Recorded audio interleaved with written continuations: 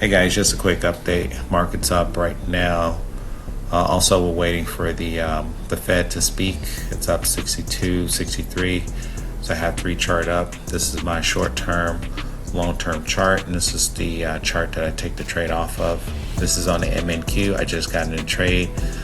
I just got my 50 tick take profit just now, and now the trailing stop is going to trail the current price 2 candle back off the low of the 2 previous candle until I get stopped out.